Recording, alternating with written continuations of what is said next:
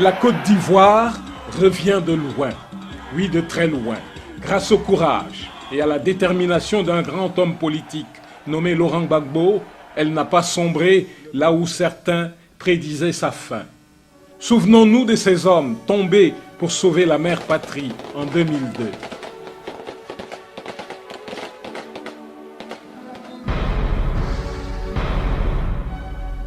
Souvenons-nous des atrocités commises au nom d'une crise politico-militaire qui a commencé en 1999 par un coup d'État contre le régime du président Henri Konan Bédié et qui s'est poursuivi par la rébellion armée du 19 septembre 2002. N'oublions pas les nombreux déplacés de guerre, innocentes victimes, traumatisées, dépossédées injustement de fruits d'années de dur labeur.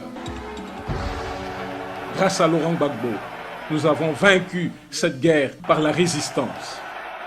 Le peuple et son chef, unis pour avoir traversé ensemble des épreuves. En guerre, les hommes tombent, mais les survivants doivent avancer. Et nous devons avancer. Prêts, essuyons nos larmes et avançons. Le chef, celui qui n'a d'autre ambition que de construire la Côte d'Ivoire sur la paix, la démocratie, la justice, la création et le partage équitable des richesses. À Marcoussis et à Kléber, la Côte d'Ivoire a été rabaissée, mais n'a pas perdu sa dignité. Rappelons-nous du combat aux mains nues de novembre 2004 contre des forces dites impartiales où d'autres Ivoiriens, innocentes victimes, sont encore tombés. Oui, Laurent Gbagbo était bel et bien là. Le chef était en première ligne, devant nous, devant tous, pour affronter ces épreuves. Malgré cela, pour la Côte d'Ivoire, le chef a engagé le dialogue direct avec nos frères qui se sont rebellés contre la République. De nombreuses concessions ont permis de signer l'accord politique de Ouagadougou. Et avec Laurent Gbagbo, nous avons gagné cette paix. Le chef est même allé à Bouaké pour allumer la flamme de la paix, pour épargner la vie d'autres Ivoiriens. Et pendant 2 ans, à travers plusieurs visites d'État, du nord au sud, d'est en ouest, en passant par le centre, Laurent Gbagbo a recollé, morceau par morceau, la Côte d'Ivoire. Les victimes de guerre, bien que meurtries à jamais pour certaines, ont néanmoins accordé leur pardon pour donner une chance à la paix. Voyez mon état, La guerre, c'est quelque chose qui n'est pas bon. Je vous prie beaucoup de ne pas être handicapé. Ça fatigue. Aujourd'hui, je souffre. Je souffre d'être comme ça. Je laisse tomber tout ce que vous m'avez dit. Effectivement, j'ai trop souffert dans cette guerre-là.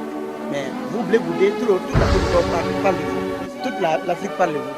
Mais comme je vous ai vu aujourd'hui, je laisse tout pardonner. Je laisse tomber.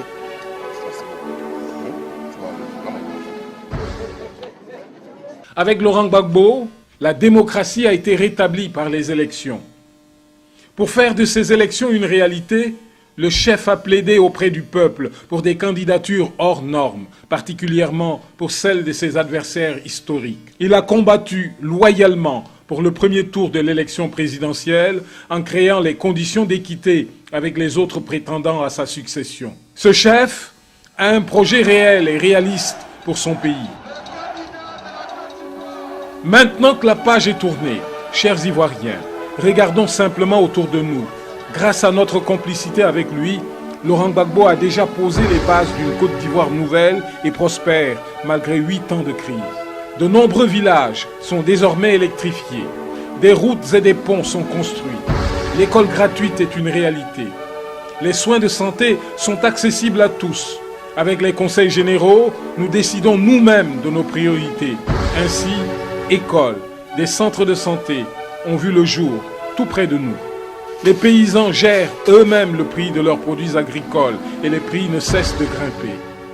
Je m'appelle Kokwa Moué. Avant, on ne payait pas cacao.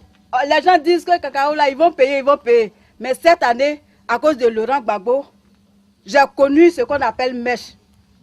Je suis allée à Abidjan, mon mari a payé mèche pour moi. J'ai connu ce qu'on appelle pagne, Côte d'Ivoire. Voici mèche là, c'est mon mari qui a payé pour moi. Je me suis bien tressée et j'ai connu le pagne wax. Les salaires des agents de l'État sont régulièrement payés et pour certains d'entre nous, les revenus ont même été améliorés. Sa bonne gouvernance, associée à sa gestion habile de la crise, a permis à Laurent Gbagbo de faire la différence.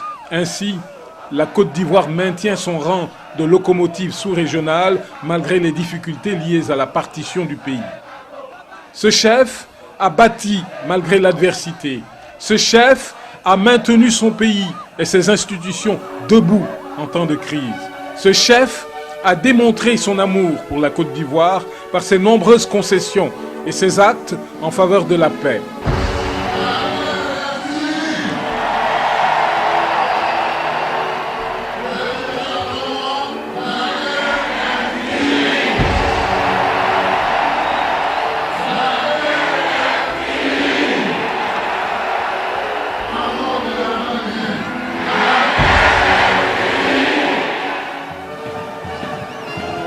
Ce chef rassemble des millions d'Ivoiriens, sans distinction de religion, d'ethnie, d'appartenance politique.